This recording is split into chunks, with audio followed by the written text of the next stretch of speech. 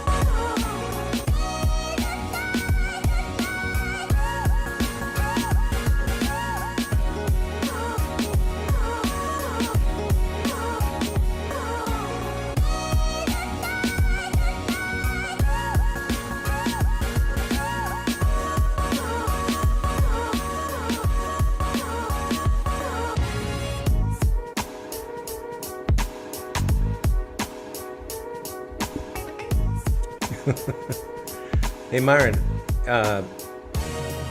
is Matt Dillahunty still alive? Why do I ask? I can't quite hear you, Myron. Turn up your mic volume. Well, because he said he had a 50% chance of living if Trump became president. Yeah, check to see the line, see if he's still alive. I'm curious to know.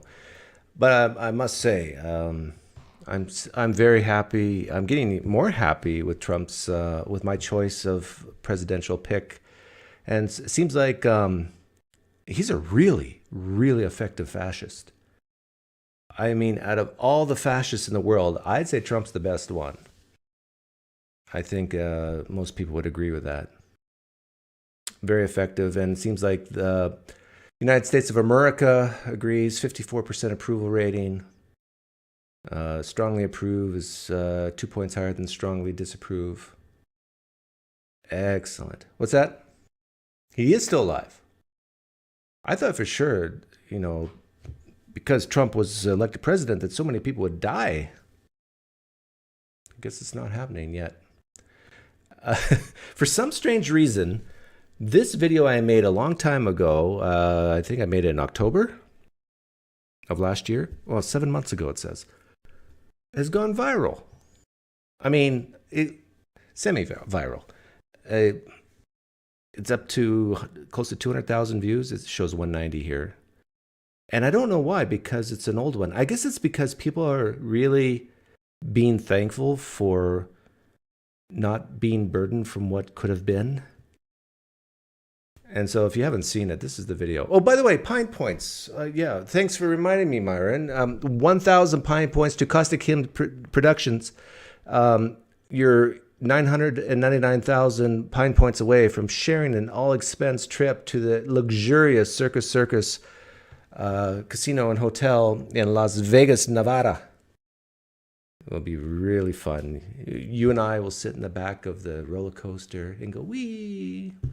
Okay, anyhow, here's the video. When we talk about the children of the community, they are children of the community. I'm talking about the significance of the passage of time, right? The significance of the passage of time. So when you think about it, there is great significance to the passage of time. We got to take this stuff seriously as you are, because you have been forced to have to take it seriously. You need to get to go and need to be able to get where you need to go to do the work and get home. Certain issues are just settled. Clearly we're not. No, that's right. And that's why I do believe that we are living, sadly, in real unsettled times. It is funny. So where did I get all these clips? I don't know. Oh, yeah. No? Sky News, maybe? But yeah. Hilarious. Okay, so I titled this, does Obama support DOGE? I say yes. And let's see. There's a video here that a congressman played 3 hours ago, or at least Forbes posted it 3 hours ago. Congressman Eric Burleson, what state is he from? Showed this, and just to show how far the Democrats have come.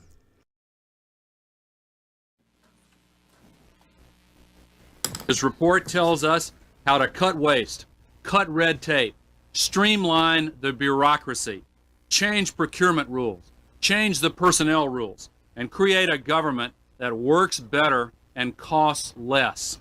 I've read it, and where it says the president should, the president will. He reminds me of like some McDonald's commercial.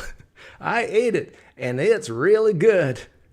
Among the 800 recommendations, eliminating 12% of the federal workforce, merging some government agencies like the FBI, the DEA, and the Bureau of Alcohol, Tobacco, and Firearms. So what Elon Musk should do is, I'm just following what President Clinton, Al Gore said way back in 1991, 97? 97. We should shoot for 12% of the workforce. In fact, if 12% is good, 15% is better. Closing hundreds of government offices outside Washington. From the day I took office, one of the commitments that I made to the American people was that we would do a better job here in Washington in rooting out wasteful spending. We thought that it was entirely appropriate for our governments and our agencies to try to root out waste, large and small, in a systematic way. Yeah, even if it's tiny, if it's wasteful, we don't want waste. It means cutting some programs that I think are worthy, but we may not be able to afford right now. Yeah, even if we cut programs and it means someone will die in a foreign country, so be it. Ooh. A lot of the action is in Congress and legislative, but in the meantime, we don't need to wait for Congress in order to... I almost spit out my coffee. What did he just say? In the meantime, we don't need to wait for Congress? We can just take executive action? Myron, did he say that? Do legislative, but in the meantime, we don't need to wait for Congress in order to do something about wasteful spending that's out there. We have. I wonder if a judge would have, in 2011, would have said, "No, Obama, no, you can't do that. You can't exercise your executive powers over the agencies under the executive branch. No, no, no, no." Haven't seen as much action out of Congress as we'd like, and that's why we launched on our own initiative the campaign to cut waste. And we're going to keep on finding every possible way that we can do that, even if Congress is not acting. Even if Congress is not acting. Woo-hoo-hoo-hoo. Wow. Elon Musk should just say, hey, I'm just following Clinton and Obama's lead. Don't shoot the messenger. They wanted this. Oh, Clinton and Obama wanted this, and I'm just doing what they wanted. Finding wasteful spending. And not waiting for Congress. Taking executive action. I mean, through the President Trump, of course. I thought that was hilarious when I first heard it. All the links, Roger, are in the description box of this video. I actually did some... Oh, actually, Myron. I got to give Myron credit. He put the links in the description box. So all the links to these are in there. And here's Obama, again, talking about wasteful spending. Tip of the iceberg. Everyone knows that getting rid of the deficit will require some tough decisions. And that includes cutting back on billions of dollars in programs that a lot of people care about. Yeah, like U.S. aid.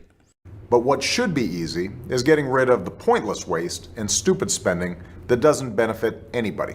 What? Well, of course it benefits somebody, like, unless you're just having a government program that's literally burning money. Waste we should be getting rid of, even if we didn't have a deficit. We're off to a good start. Yeah, off to a good start with Elon Musk. And so what is these types of wasteful spending that Obama and Clinton are talking about? Well, thankfully, we have Ron Paul to explain. Particularly when it comes to foreign aid. The United States should not be the sugar daddy for the entire world, especially not for countries and organizations who act contrary to our nation's beliefs. Our country is $36 trillion in debt, yet we continue to send billions of dollars overseas, often funding projects that are not just useless, but in many cases actively harmful. Taking the path to fiscal responsibility is often a lonely journey, but thanks to Elon Musk and DOGE, they've brought to light the waste that I've been highlighting for over the last decade. Every year I release my Festivus report to expose the ridiculous... That reminds me of that Seinfeld episode. They don't, George Costanza and his family doesn't celebrate Christmas. They celebrate Festivus. He said Festivus, right? over the last decade. Every year I release my Festivus report to expose the ridiculous spending of the federal government, and this past year was no exception.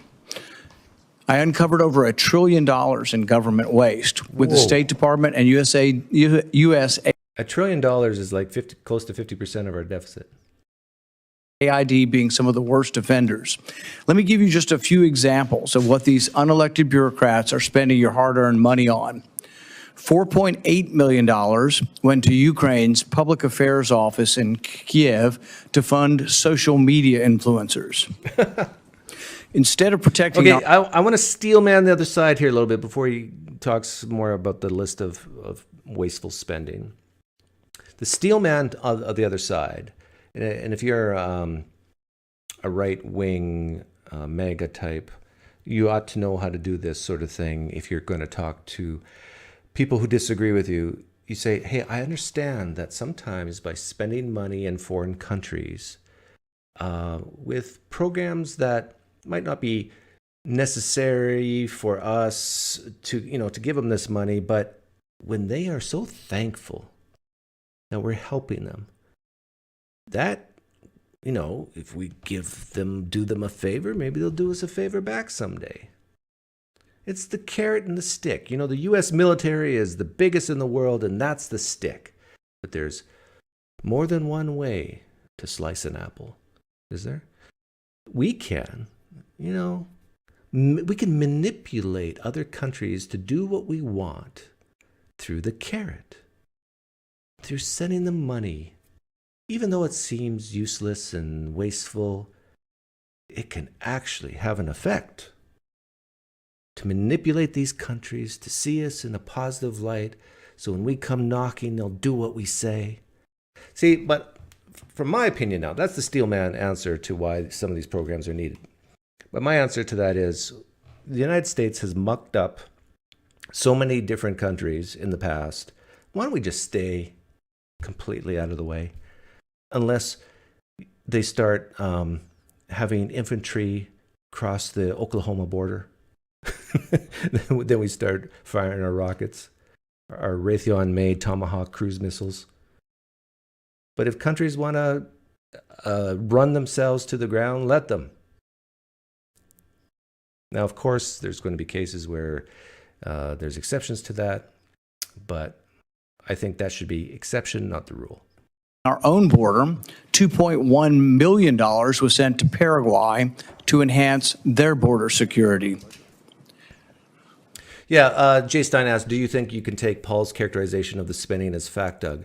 Really? Okay, I appreciate your skepticism, I really do. And in fact, there was a press briefing today where they actually showed photocopies of invoices in the press briefing today. But it's interesting, like how I'm trying to think, okay, if Paul is lying here or been given bad information, like some of this stuff I would find hard to even make up. Like, this is so bizarre. It almost lends some credibility that it's happening, because if you're going to lie, make it more believable. You see what I'm saying? And I understand that there's so many people on the left who actually just hate and distrust and loathe the Trump administration, but that doesn't mean they're wrong. Always remember that. There's a chance they're right. So the question I would ask, Jay Stein, if you were here, and if you're not just playing devil's advocate, is if this were true, would you want to get rid of it? So if you're a left-leaning person watching this show, always ask yourself that question. If this were true, you have my blessing to doubt it, but if this were true, would you want it?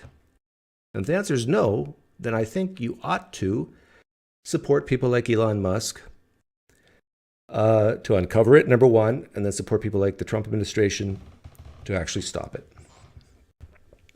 USAID also funded a group of Ukrainian women-led designers to The $50 million million Gaza condoms example, that's actually true. It was just not Gaza Strip. It was Gaza in a different country. Travel to the Paris fashion show.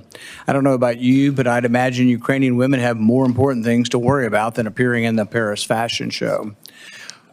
USAID spent $2 million on transgender surgeries, hormone therapy, and gender-affirming care in Guatemala.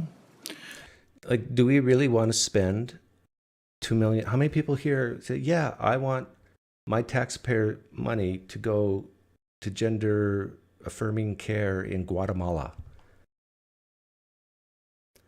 I want U.S. taxpayer money to try to help the mental anguish of Guatemalans.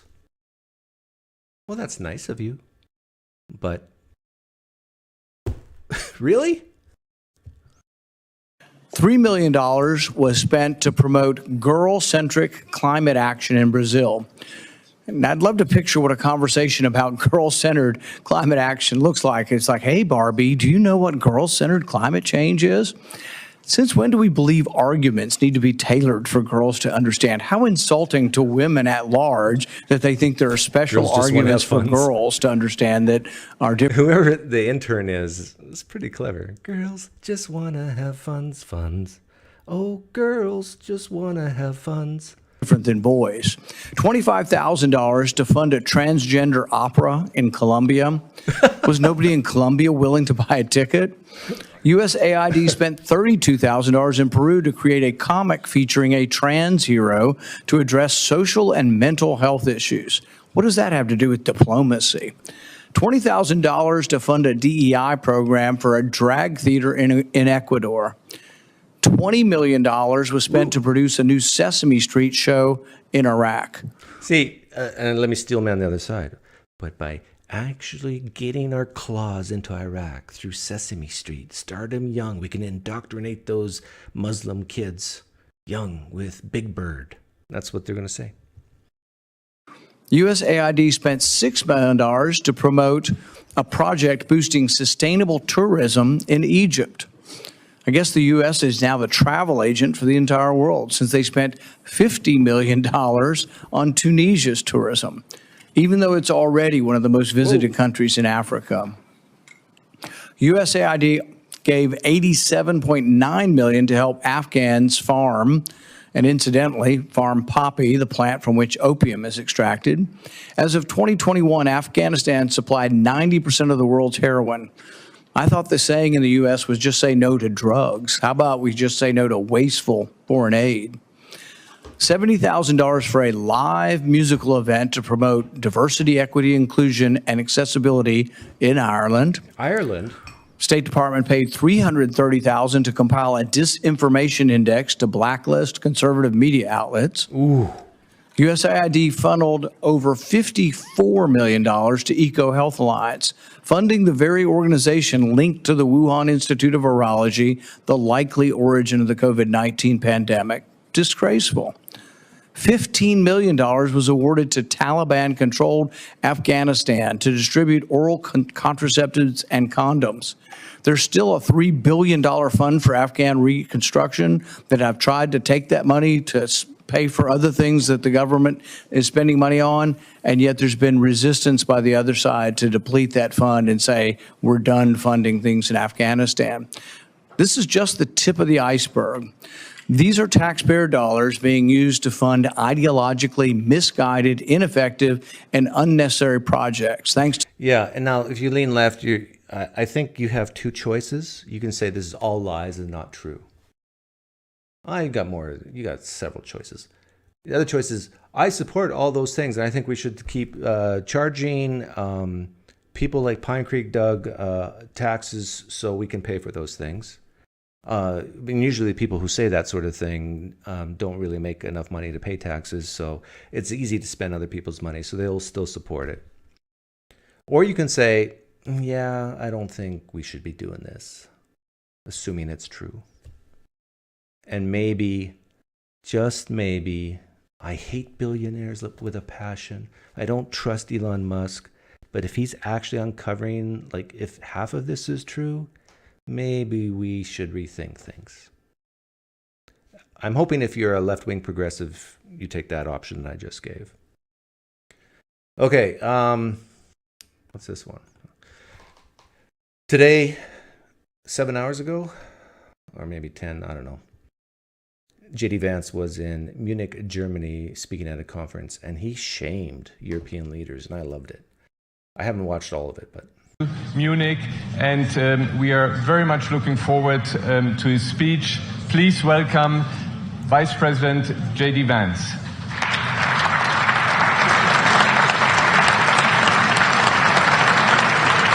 My son's name's JD. That's why I like it. Well, thank you, and thanks to all the gathered delegates and luminaries and media professionals, and thanks especially to the host of the Munich Security Conference for being able to put on such an incredible event. We're, of course, thrilled to be here. Yeah, he's doing his We're happy intros. They should spend all that money in the military. China really has the biggest navy.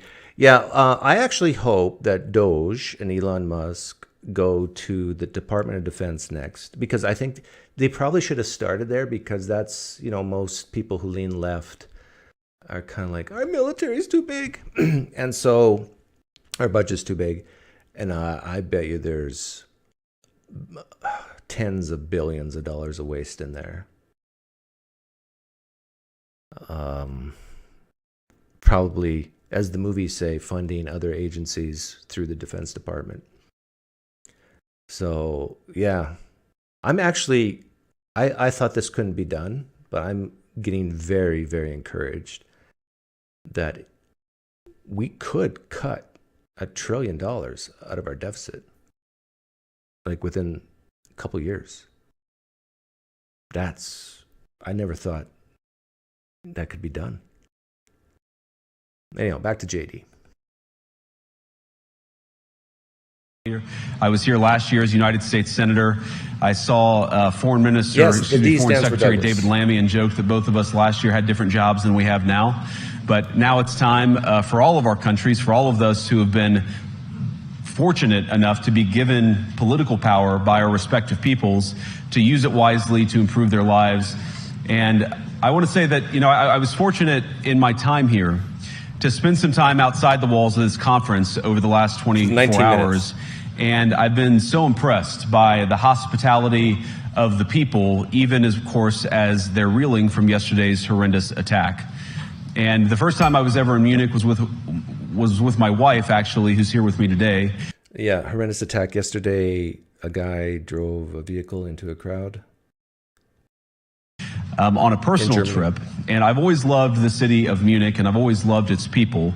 And I just want to say that we're very moved, and our thoughts and prayers are with Munich and everybody affected by the evil inflicted on this beautiful community. We're thinking about you, we're praying for you, and we will certainly be rooting for you in the days and weeks to come.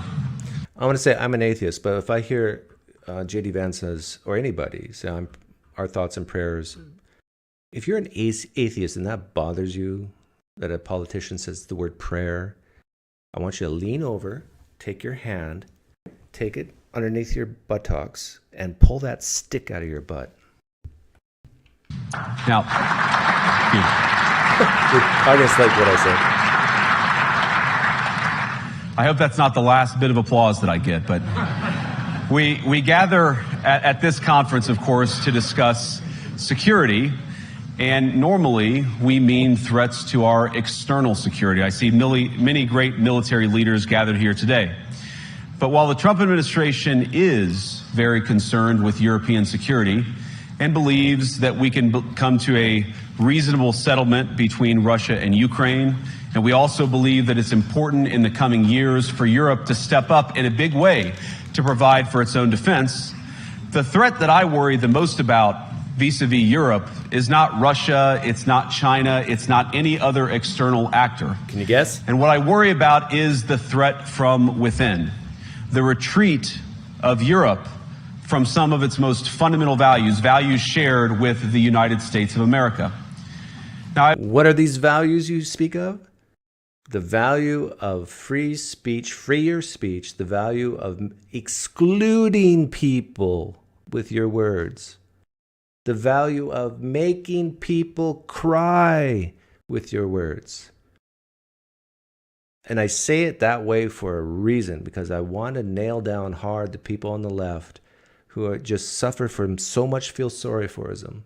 They have this genuine good thing called empathy, and they take it to the extreme and say, you can't say anything negative, anything that could cause someone some mental anguish.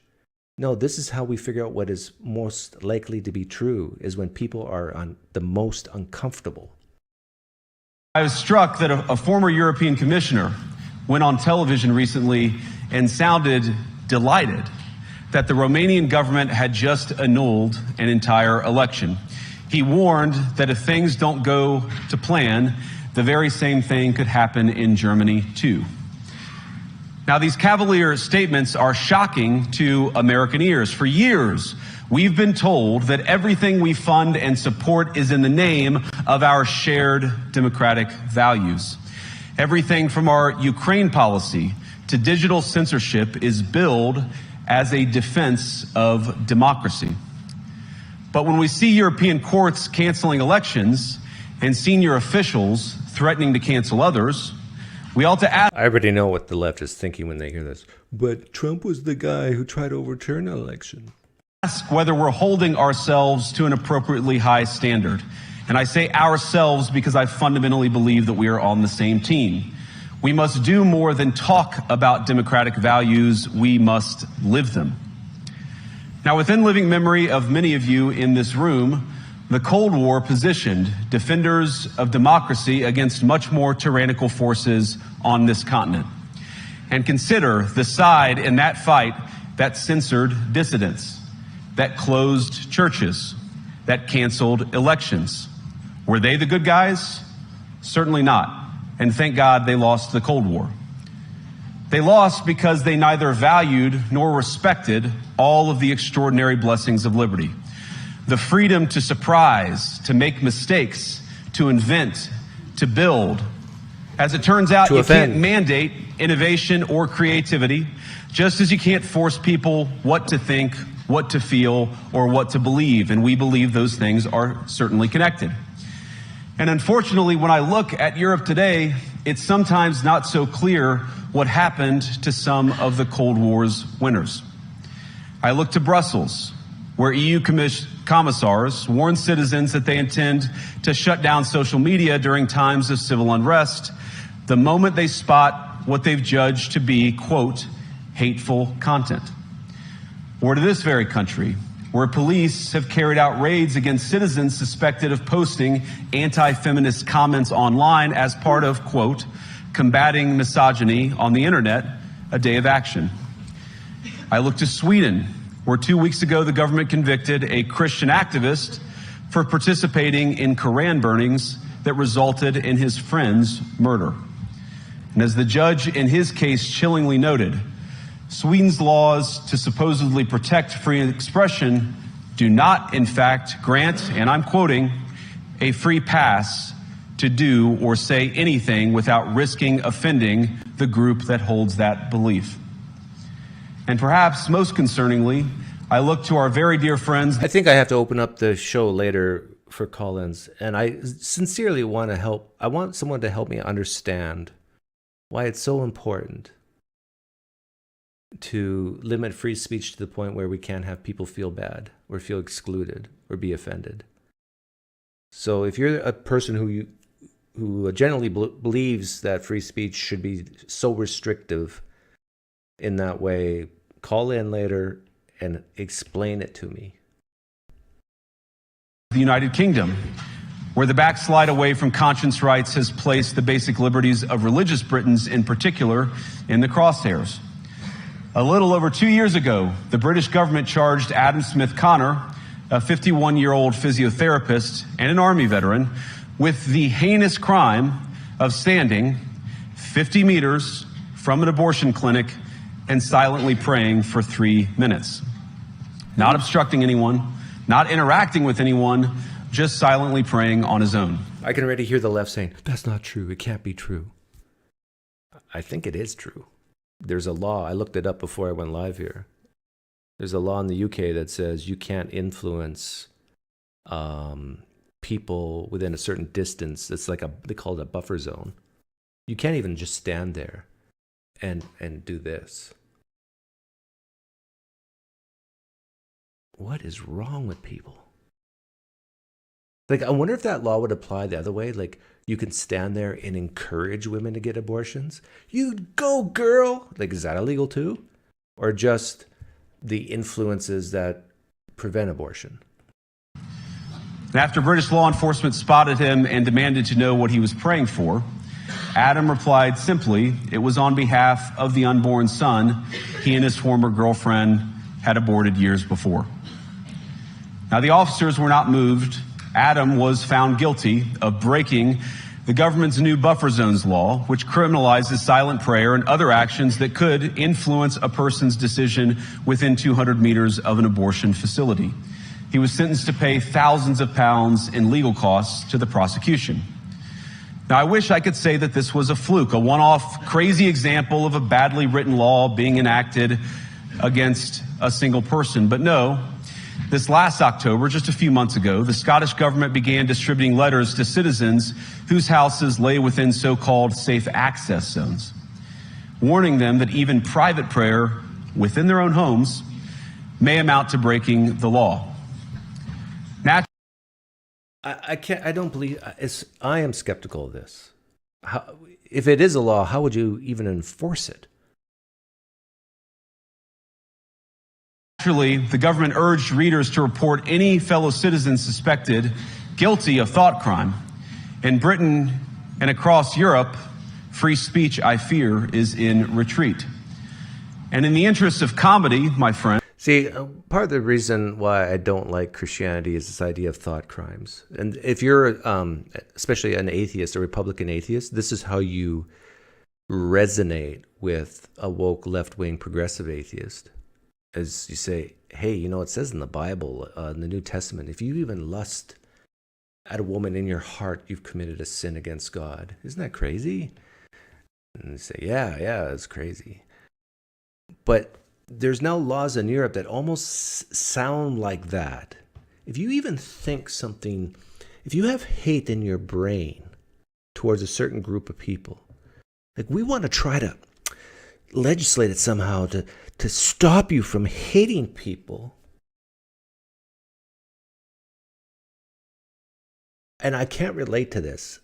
I kind of almost welcome people to hate me. Because as long as you don't touch me, my family, my property, you can hate me all you want. But I guess for some reason, some people just need to be loved by strangers. But also in the interest of truth, I will admit that sometimes the loudest voices for censorship have come not from within Europe, but from within my own country, where the prior administration threatened and bullied social media companies to censor so-called misinformation. Misinformation like, for example, the idea that coronavirus had likely leaked from a laboratory in China. Our own government encouraged private companies to silence people who dared to utter what turned out to be an obvious truth. Yeah. Now, some people on the left will say, that never happened. The government didn't influence private companies to censor that. Well, it seems like the evidence is there is. And with the COVID vaccine, you know, now people don't believe Zuckerberg. He used to be a lefty, and now he's bent the knee to Trump, and so now of course he's lying now. And so now they don't believe him. But he testified, U.S. government agencies pressured Facebook to take down information that, in hindsight at least, was true. Crazy. So I come here today not just with an observation, but with an offer. And just as the Biden administration seemed desperate to silence people for speaking their minds, so the Trump administration will do precisely the opposite, and I hope that we can work together on that. In Washington, there is a new sheriff in town, and under Donald Trump's leadership, we may disagree with your views, but we will fight to defend your right to offer it in the public square, agree or disagree.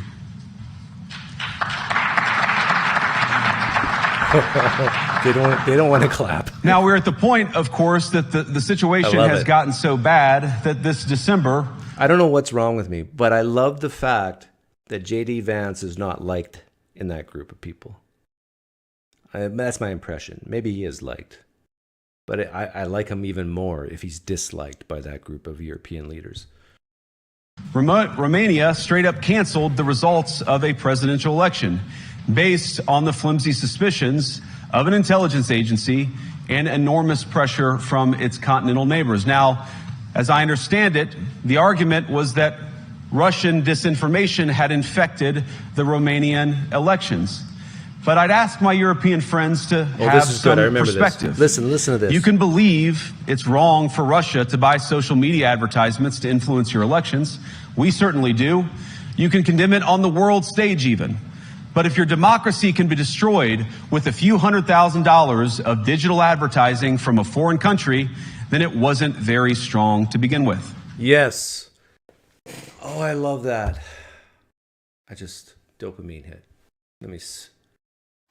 I remember, I don't know, last 10 years talking to some of my friends who lean left, talking about Russian disinformation and foreign influence. And I remember just not understanding. I understood the words that was coming at me, but I'm thinking, okay, me personally, I welcome any foreign country to try to influence me. I'm still, at the end of the day, going to make my own decision. But it seems like people on the left have such a negative view of the American voter that, if Russia spends $100,000 on media ads, it's done. I mean, they'll get these stupid Americans to vote any way they want them to. I think that's how they view the American voter. And granted, there's probably some American voters like that. But I have a little more faith in the American voter, a little more trust than I think the typical average left-wing person. Like, I'm from Canada, and I became a citizen 2 years ago, and I talk politics with my friends all the time. Is that foreign influence?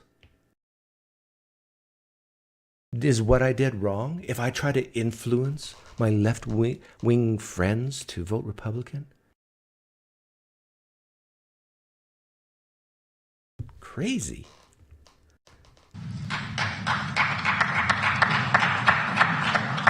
Now, the good news is that I happen to think your democracies... I absolutely love the fact that very few people clapped. Listen to this. ...wasn't very strong to begin with.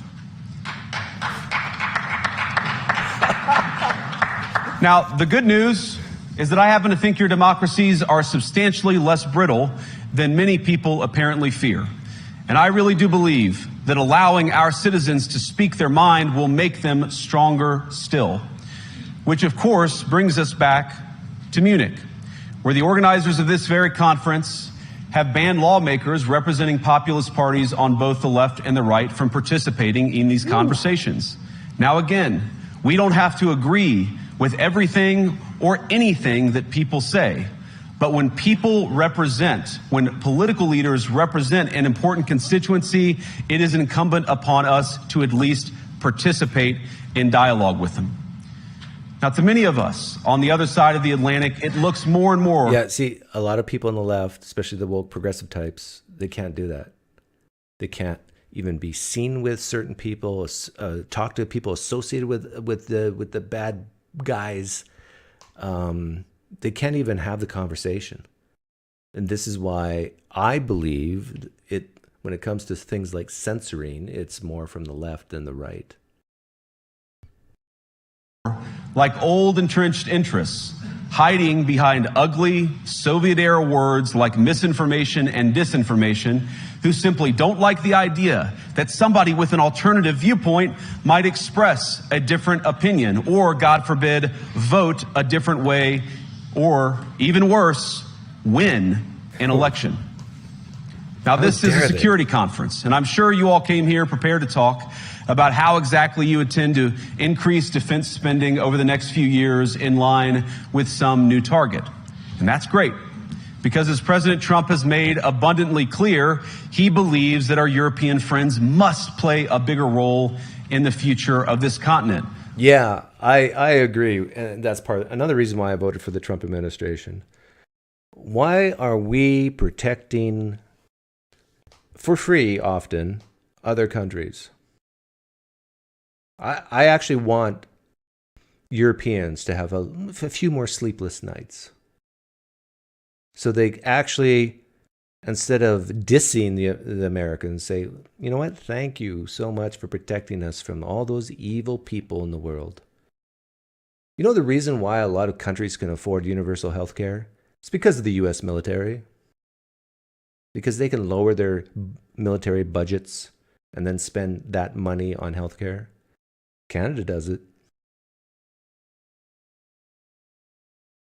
What if the Americans were to say to Canada, you know, if Russia wants to take back, if Russia wants to somehow get through and take over British Columbia, oh, we're going to let them.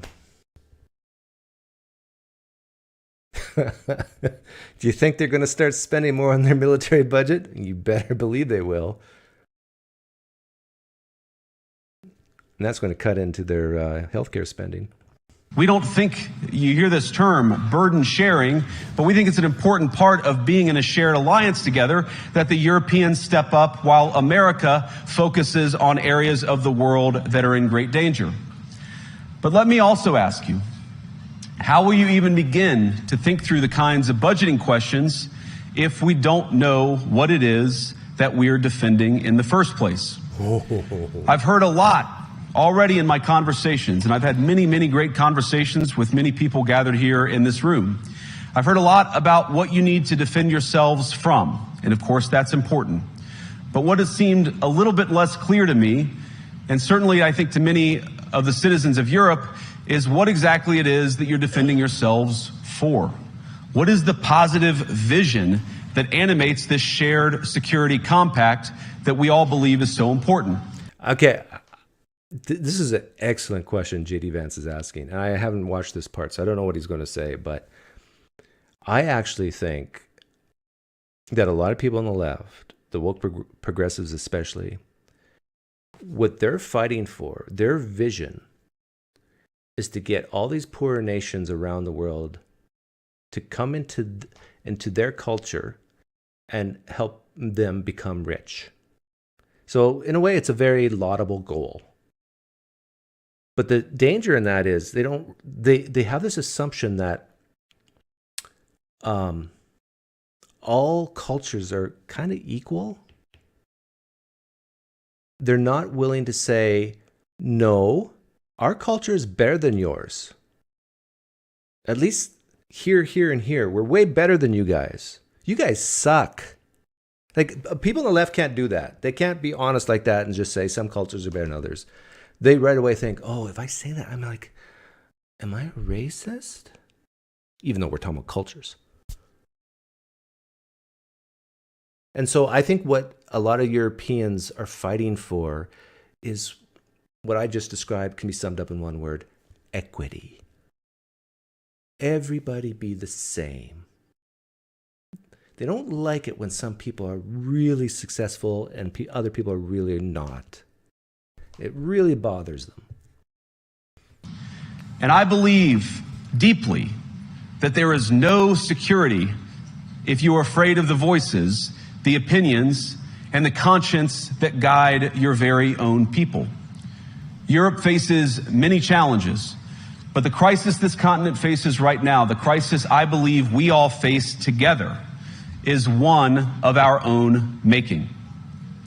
If you're running in fear of your own voters, there is nothing America can do for you.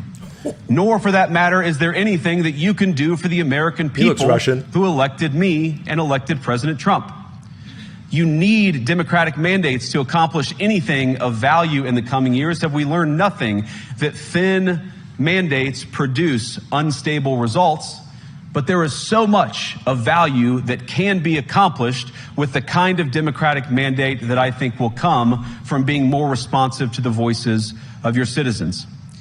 If you're going to enjoy competitive economies, if you're going to enjoy affordable energy and secure supply chains, then you need mandates to govern. because you have to make difficult choices to enjoy all of these things. And of course, we know that very well in America. You cannot win a Democratic mandate by censoring your opponents or putting them in jail, whether that's the leader of the opposition, a humble Christian praying in her own home, or a journalist trying to report the news. Nor can you win one by disregarding. But Doug, the Trump administration just said that the AP guy, the Associated Press guy, can't be in the White House. It's a privilege to be a journalist in the White House, not a right for an individual journalist or company. Freedom of the press, blah, blah, blah. Regarding your Sorry, I just hate the whining from the left on that issue. Basic electorate on questions like who gets to be a part of our shared society. And of all the pressing challenges that the nations represented here face, I believe... Oh, that was Vitaly Klitschko, former heavyweight boxing champ in Kiev. Wow.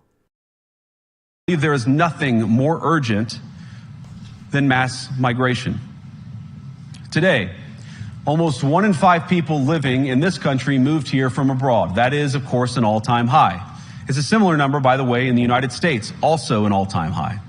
The number of immigrants who entered the EU from non-EU countries doubled between 2021 and 2022 alone, and of course, it's gotten much higher since. And we know the situation, it didn't materialize in a vacuum. It's the result of a series of conscious decisions made by politicians all over the continent and others across the world over the span of a decade.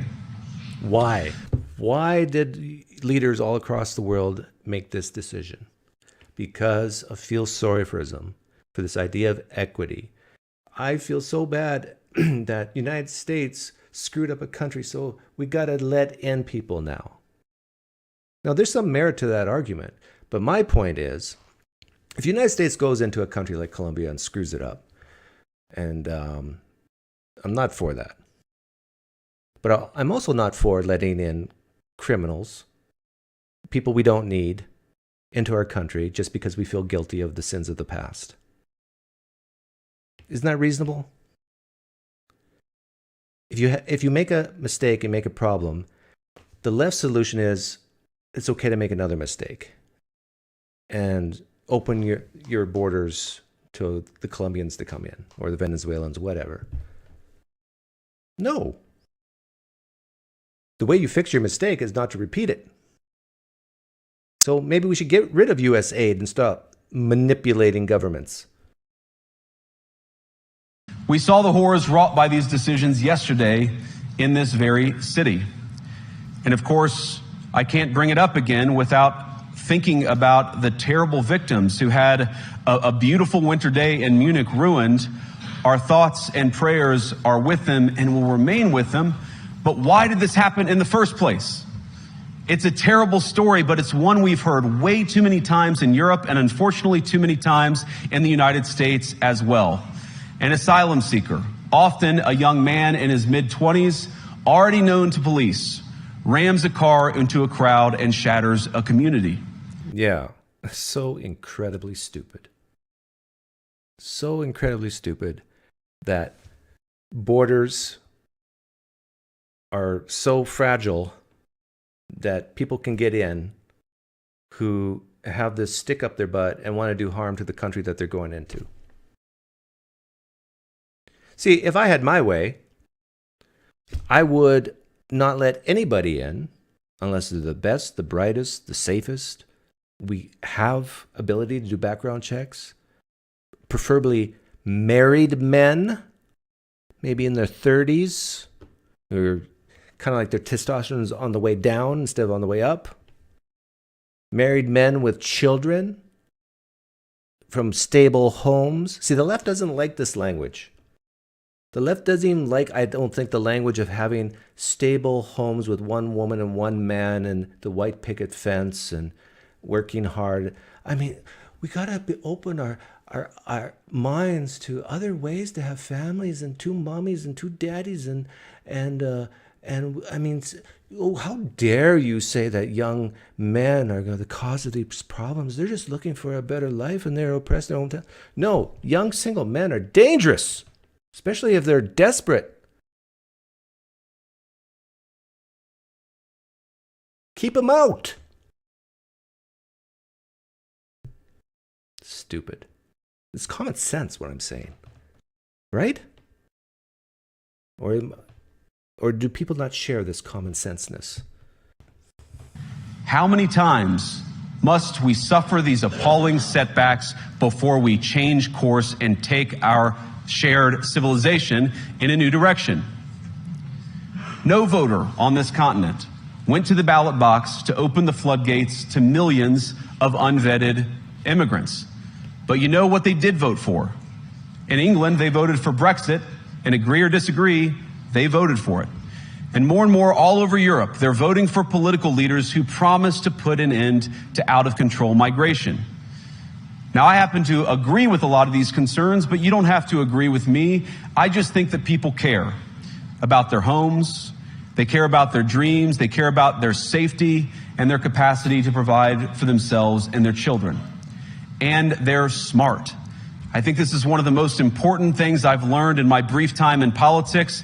Contrary to what you might hear a couple mountains over in Davos, the citizens of all of our nations don't generally think of themselves as educated animals or as interchangeable cogs of a global economy.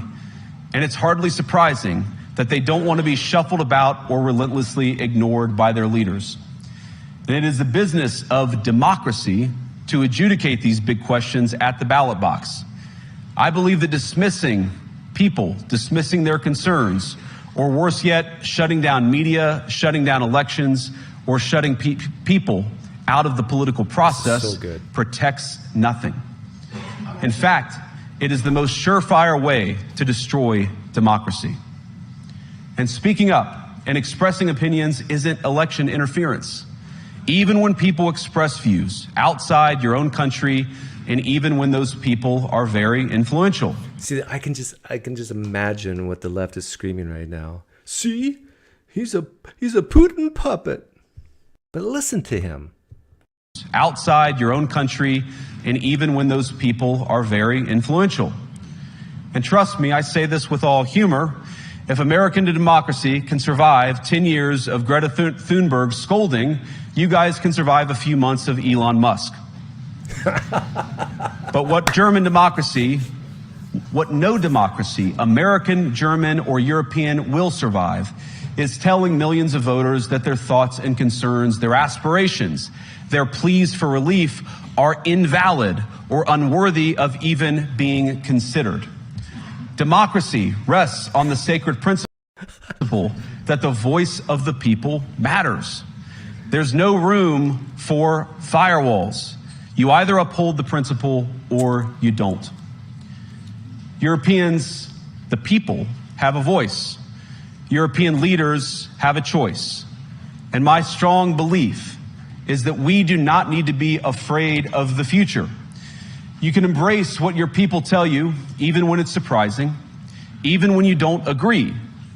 And if you do so, you can face the future with certainty and with confidence, knowing that the nation stands behind each of you.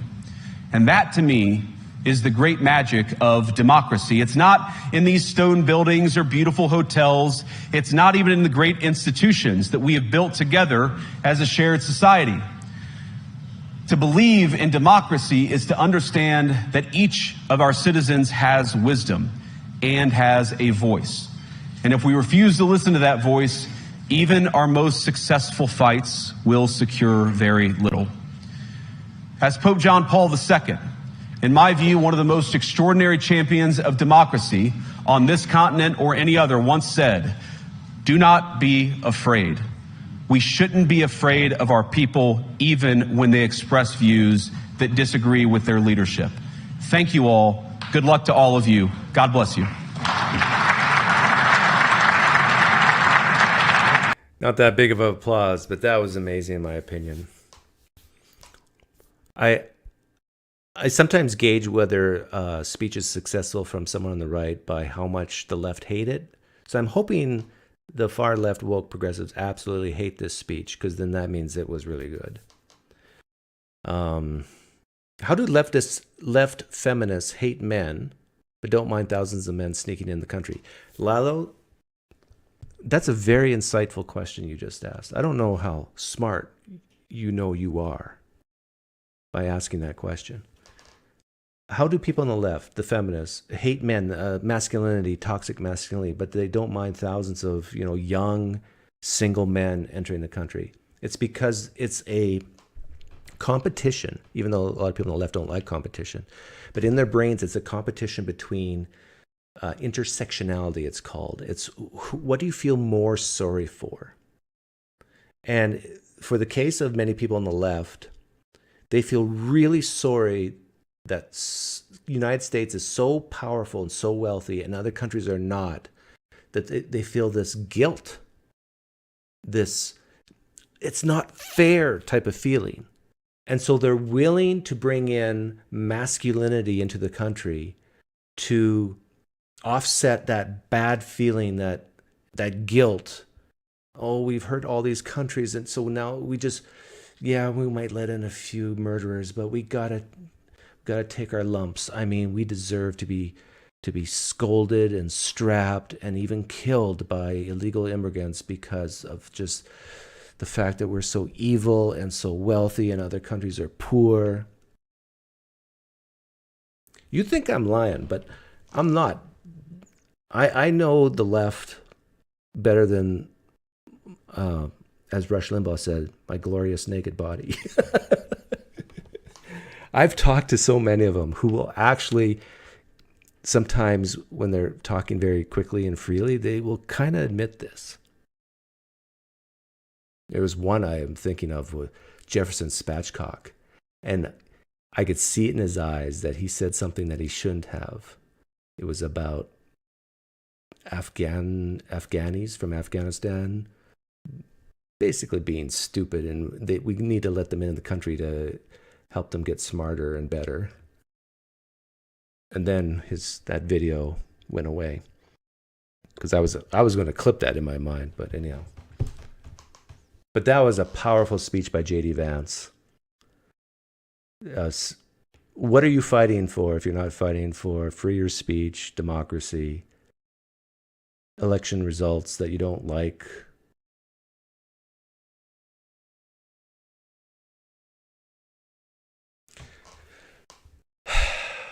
Oh, so nice. Okay, I'll open up the room. I don't want to be here too much longer, but let's see here. Got so many things open. Get rid of that.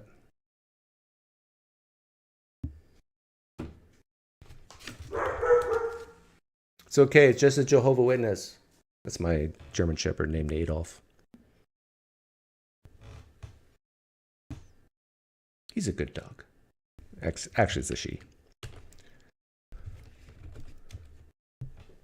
Is your dog really named Adolf? I believe it because you're a right-wing fascist, Doug. Okay. Okay, room's open. If nobody calls in, I'll just read the chat. Links in the description for all the videos I played. If you came here late, I showed Obama and Clinton basically supporting the efforts of Elon Musk before Elon Musk started doing these things. The left is fighting for free money, yeah.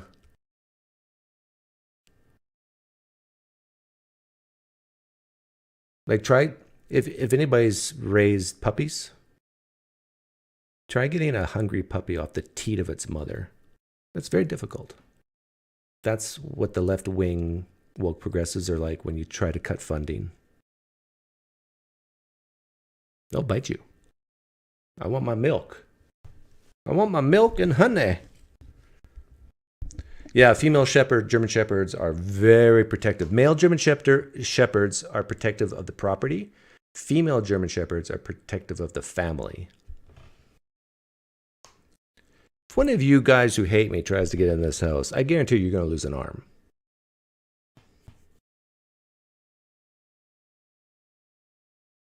So good luck with that.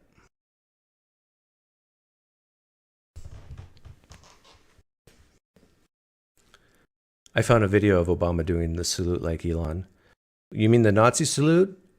Well, you know, if Obama did it like Elon did it, nobody's perfect. I was thinking of how I give advice to people when you're having conversations with friends and family about politics and religion. Here's my advice. Don't. Unless they're very dead inside type people. If you're talking to a very passionate person about these issues, it's not worth even starting. Hey, we got Magnus Carlsen calling in, world chess champion. Good to see you, Magnus. Hello, PineCreek. How you doing? I think we've talked before, right? Your face looks familiar. We have. It's a long time ago. Are you in Munich? I am not. I'm in Denmark. Oh, you're in But Denmark. I am traveling. Okay, you're traveling. So, What did you have to say? well, I was just thinking about the whole JD Vance telling Europe to get a grip thing. Yeah, I like it. I think it's a good idea. yeah, I thought it was wonderful. We should get a grip. And yeah, I mean, until these days, it's been usual that if we ever talk about like the building defense in Europe, it's always been like criticized. Now we don't have to do that because we have NATO. You know, the Americans will just come and save us if anything happens. And now we're kind of forced to make a choice, and we don't really have a choice, do we? What We do you, gotta is there amp up our. is there anything you wish JD Vance would have said to the Europeans that he didn't?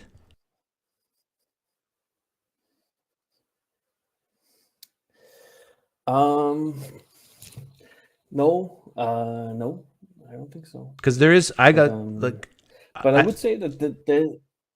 I was just going to say that there's some things that I think he should have been more forceful on, and that is drive home the point that it's okay to offend people, exclude people, and make them cry. And if the probability, like they're going to say, to steel man their side, they're going to say, we don't want to incite riots and violence. And I get that. Like, nobody wants riots and violence. However, if someone says something, it's not an imminent threat of a riot or violence. Unless they get really specific, go on such and such a day and go attack this person. Okay, then freer speech is now less free, and you should prosecute that type of thing. But if it's just someone saying, I think people from Pakistan are idiots and dangerous to society, like, I think that should be allowed. Yeah. I think we're doing that too. Even our Danish Prime Minister, whom I generally dislike, she's being really tough on that kind of stuff at the moment. And even our Social Democrats have been quite tough on immigrants lately, which is, I guess, it's a good thing. But one thing that I would like to ask you, like, because you Americans, you have a tendency to be dragged into a crazy European war now and then, and the whole idea that Europe is going to be like a forceful military. I don't know. Have you ever heard, like, it is kind of a powder keg here? Don't you have any fears that you might be dragged into another, Powder keg versus war? versus who versus who? Putin versus Europe?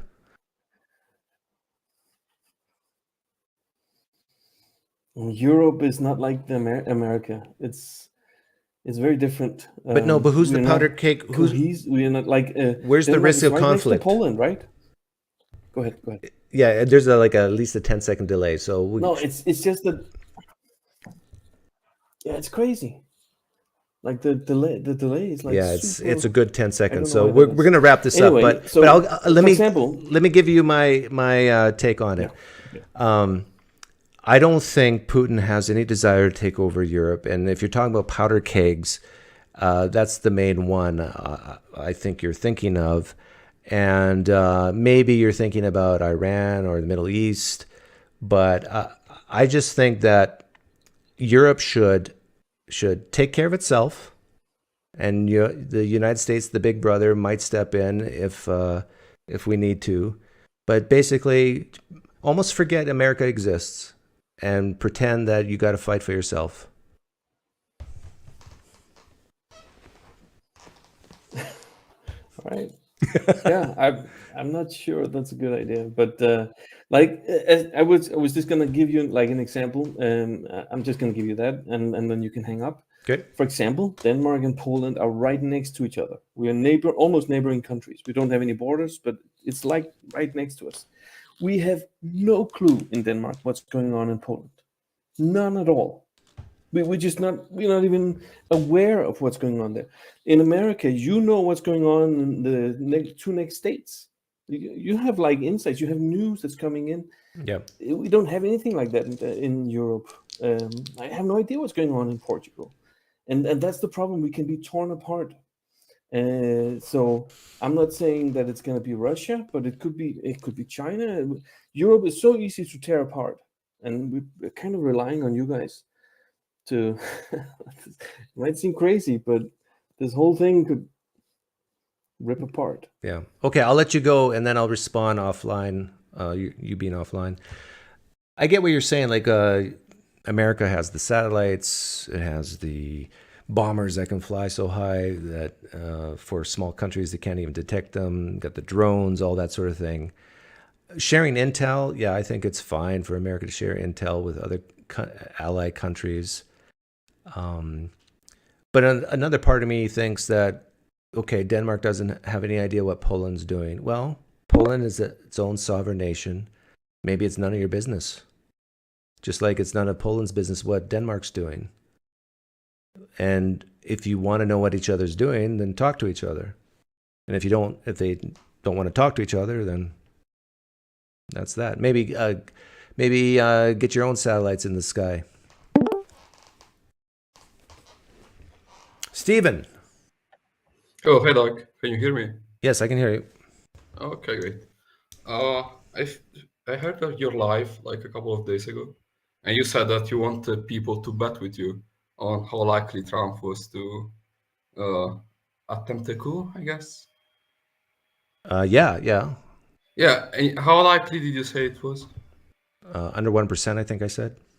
I think you said like something like 0.0000. Yeah, very small. Yeah, and so you will bet me $1 against $1 million. No. Oh, come on. That's unfair because you expect leftists to do that. No, it has to be reasonable. But maybe one penny to $100. You would.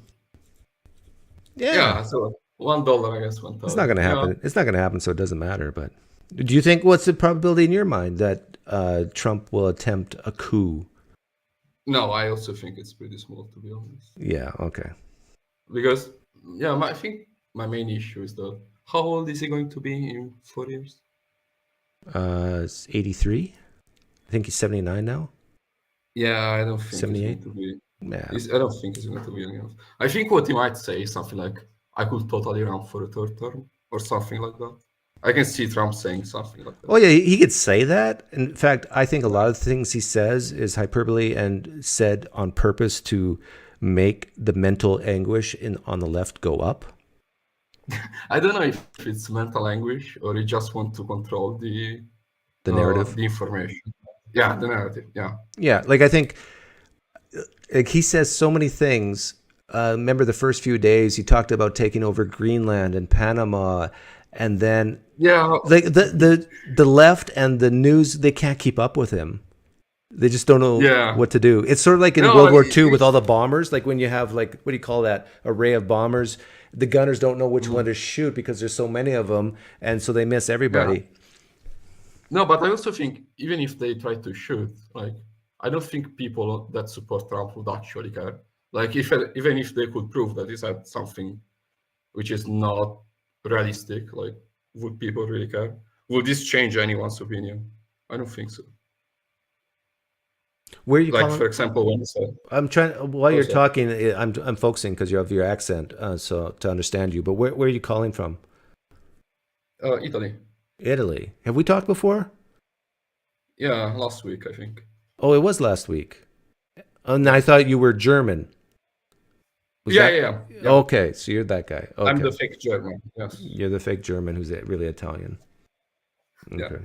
No, I was saying that even if, I mean, people on the right, I don't think they would care if you could show that Trump said something false. So I don't quite understand why you are focusing so much on what he says, right?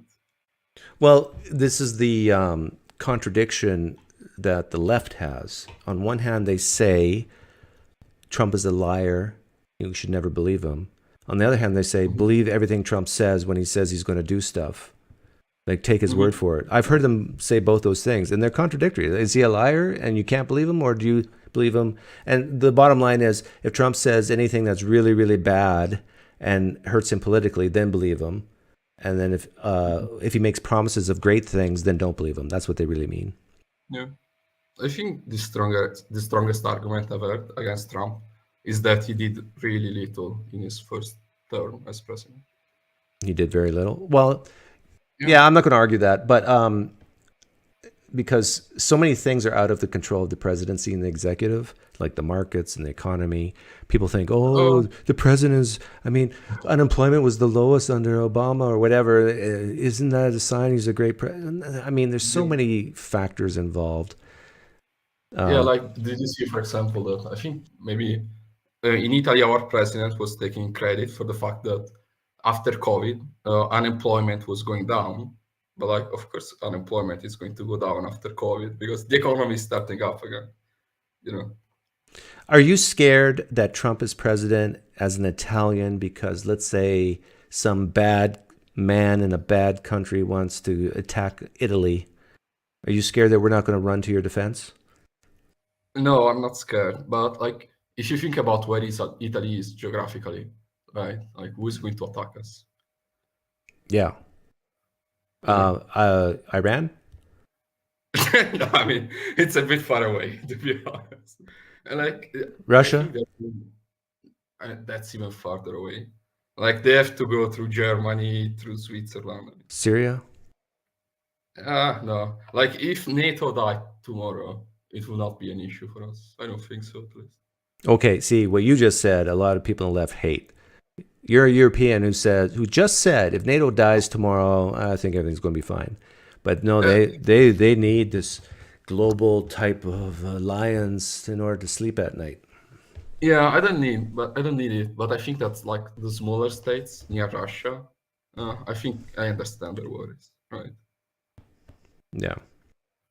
Okay. Well, thanks for calling in again, Stephen. Oh, actually, I wanted to ask you something. Okay. Would you like to put some markers for a good presidency for Trump?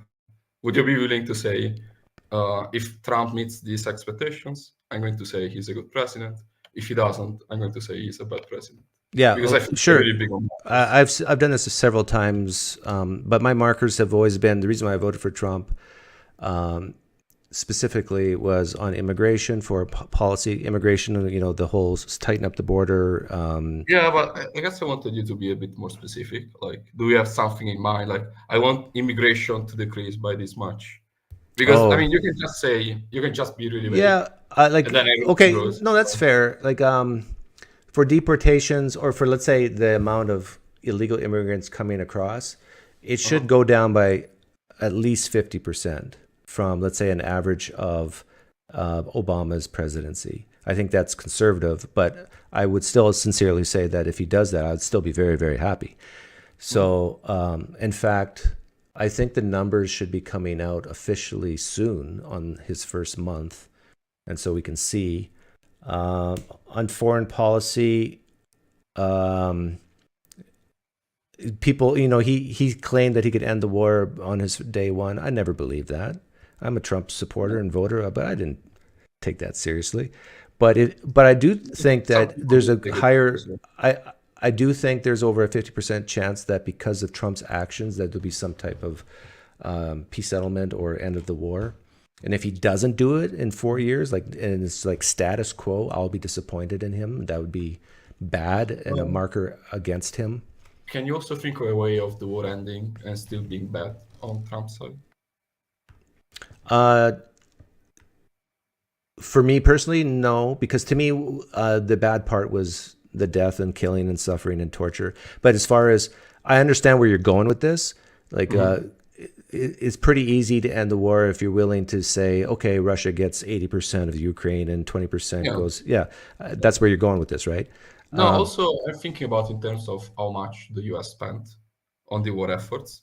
And if Trump just came in and said, okay, just take whatever you want, doesn't matter that we spend a lot of money on this stuff. I think it will be a better result, to be honest. Like if you spend that much money, I would like results. Well, but to me that's a sunk cost. You can't get that money back. So it. No, but I think you already got it back because basically Ukraine had a better fighting chance. No, but what interest is like? I sincerely have asked people what's in it for the U.S. and the closest thing that answers I've gotten is okay, maybe some energy and maybe some wheat. No, I think there is something else in for the U.S. So like what? When you say in. Do you mean? I mean, the other option is that the US sits this one out and just watches Russia conquer Ukraine, I suppose.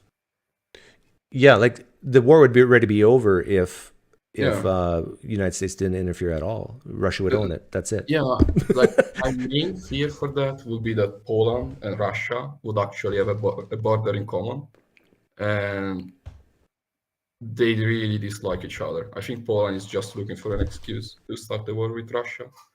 And then if you are part of NATO, this could lead to problems, right? I think that's my main issue, my main worry. So I would like to keep Ukraine as a sort of buffer state. I think it would be safer. Yeah, I can understand that the European point of view on that, but from my point of view, it doesn't really matter. That's fair, but I think you would have to be willing to ditch NATO, and I also think that war in general. Yeah, I'm willing to ditch NATO. Yeah, that's fair. But I also think that war in general is disruptive of trade. I agree. But like I said, the war would already be over if the United States would have kept its military out of it and money out of it. Putin would have taken over Ukraine or maybe even said, here, I'll be gracious. Here's a few acres for you guys. And that would have been it. So really, the issue is either you got to carve out the land and give some to Ukraine and some to Russia, or you destroy Russia, or you destroy the Ukrainian army. Those are the three options I see. No, I think I see another one. Like, I think if Europe was like more supportive of Ukraine, there was a moment where the Russian army was like in really serious trouble. And I think if we supported Ukraine from the start. Yeah, but that's the same as destroying Russia. Like, no, because I don't want Ukraine to invade Russia, right? I would say kick them out and let's call it a day. And I think that would have been the best possible result. I know a lot of Russians have died, but they have a lot of Russian soldiers to go. I mean, well, I think it's more a matter of how many tanks do they have, and like the Russian economy is doing really badly, so they can't really afford to make. And then there's always the risk if the European Union rallies around Ukraine a little too much, or if the United States rallies around Ukraine too much, Putin decides, I'll use a very tiny nuclear bomb today. On what? A little tiny nuclear bomb. Oh, yeah. But where is he going to use that? That's my main issue. Where? Yeah. On Zelensky's mansion? Europe. Yeah, I think actually that's going to be a really bad move. Because if he does, like, everyone is going to become an enemy of Russia. Well, he's going to lose all. That's already the case. No, like, for example, like China, North Korea, Iran, they're pretty close to Russia right now. And I think if he launched a nuclear... You think the Chinese and the Iranians care if Zelensky lives or dies? They don't care, but they care really strongly that no one uses nuclear weapons. Okay, yeah. Okay, well, I'll let you go, Stephen. Okay. Thanks for calling in. No worries. Bye. Bye.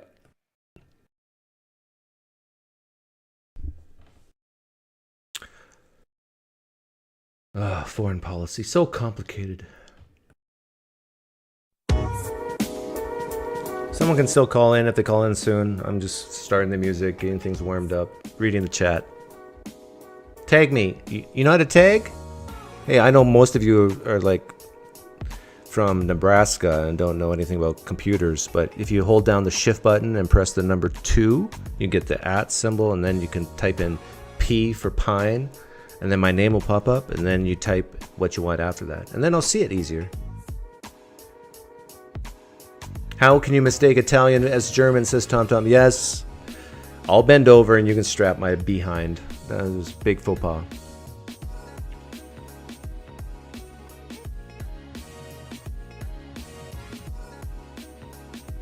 Nobody wants to invade Italy anyhow.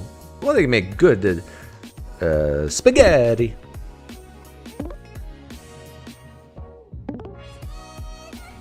Coherence. Hello, Doug. Hi there. We talked a couple times in the past. So I was just thinking about the Ukraine stuff and what the... Hang on a second. Let me turn you up. Okay, there we go. I can boost my mic on my end. No, as you're well. good. You're good. It's just it was my end. Yeah, so I guess just in terms of like things that the U.S. could get from Ukraine or like supporting Ukraine in their war against Russia. One thing I've heard people talk about is that it would deter China from going after Taiwan, because like if we're able to show that we can support Ukraine with like all of our military bases in Europe and an easy way to get supplies over there, like if we don't do that, then what would lead China to think that we would support Taiwan, which is a much harder thing for us to do, right? Because there's the whole Pacific Ocean and we don't have like an easy way of deploying stuff over there. And currently the US is not in a place, I know that like we're building these chips plants, but we're not at a place now where like they're sufficiently built up where we could manufacture the microchips. Okay, so I'm going to repeat what you're saying. It helps to support Ukraine because by doing so, China will see that and say, think twice before invading Taiwan, which we need Taiwan because they make computer chips for us. For now, right. Okay, that's an argument. I don't know. Like you said, I like the Taiwanese people. Some of my best friends are Taiwanese. But, I mean, are you willing to go to full-fledged war against China over Taiwan? That's a tough sell to the American people. Sure. I guess like imagine that if we don't do that and then we don't have access to all of these new, computer chips for our tech. And so all of a sudden we're not advancing in space or, consumer electronics or any of this sort of stuff. If that just drops off, I think Americans would say, wait, we kind of liked our consumer products. Yeah, computer chips would be the least of my worries. I mean, United States went from Ford Motor Company was making a bunch of cars and World War II hit, and they transformed their car manufacturing plant into making bombers for the U.S. military in a matter of months. We can do the same thing with computer chips. Sure. I think that like, at least from what I've seen, and I could be wrong about this, but people are estimating that it takes time to build up that experience. So, 10 years in the future, maybe we don't need Taiwan, but right now we're at a situation in which it just happens that Taiwan produces everything and they have all of that manpower experience over there. And so it would take us a significant amount of time to catch up. Yeah. Okay. Anything else you wanted to say? I mean, that's just like one potential reason, right? But I mean, you were sort of wondering, well, what are the reasons that people could be wanting to support Ukraine? And so there are like geopolitical interests like Taiwan or national security interests like that. And then there are also things like, I think we're getting a fair bit of military experience looking at this war. Oh, I've heard that reason before. Oh, that's a horrible reason in my opinion. Practice? I'm going to do that Allen Iverson response. We're talking about practice? Not the game? I agree, right? We don't want to go up against, some adversary in the Middle East. Let's say we get attacked again, right? And then it's nice to know how to defend against drones. Yeah. I hear your reasonings and your arguments there. I just don't find them, nothing within them persuade a guy like me. I mean, no. So what is a type of reason that you would think would be compelling? I think there would have to be, and I actually don't know a specific example, but it would have to be something that is the causal chain link to benefiting the United States would have to be very clear.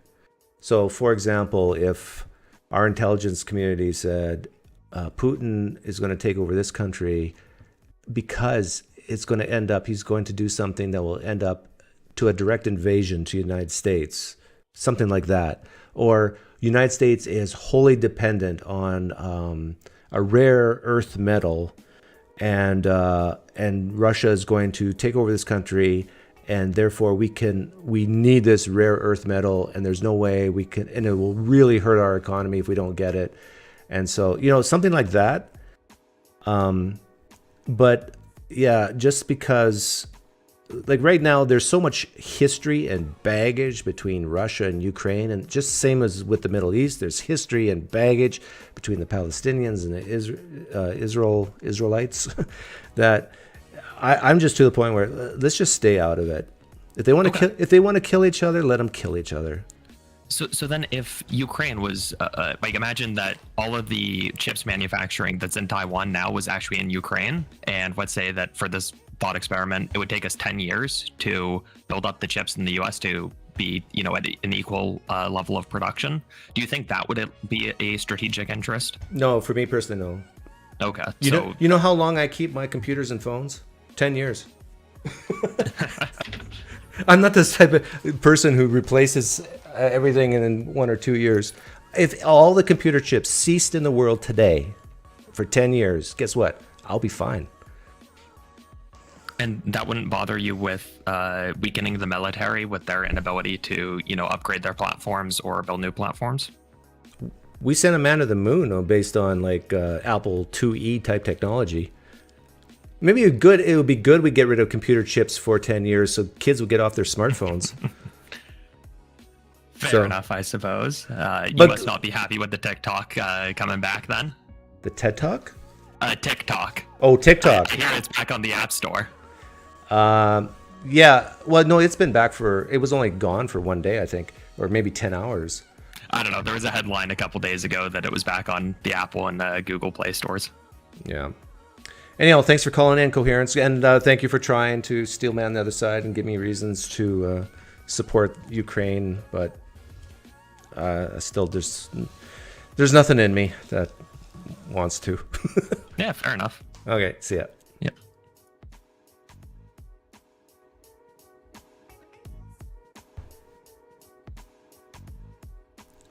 Chips are essential. Okay.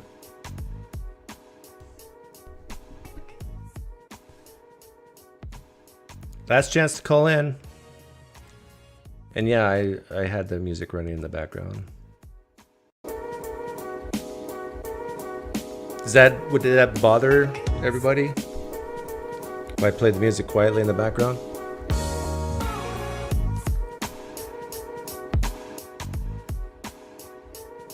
I'm sick and tired of endless wars.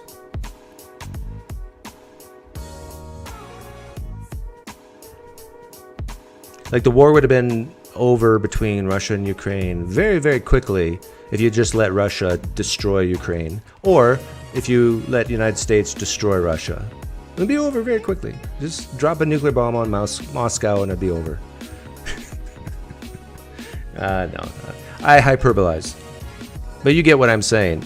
But this slow, let's just provide Ukraine enough military power and might to keep up with the Russians and just let the military industrial complex get richer and richer. I'm tired of that.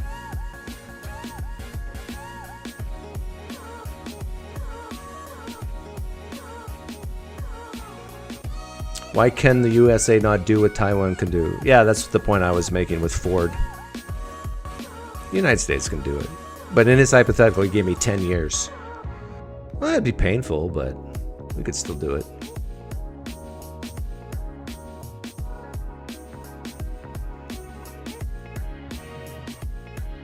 Seriously, you're fine with no computer chips for 10 years? No new computer chips for 10 years, Cube Dude.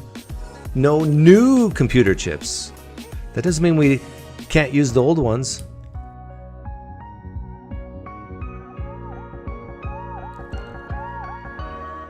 I mean, people would go into their closets if they needed to and dig up their old laptops and old desktops and pull the chips out of them, and surely engineers could re-engineer them a little bit and make them a little quicker or whatever, more efficient.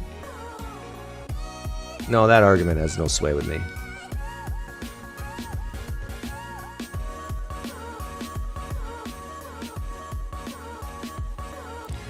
Poof.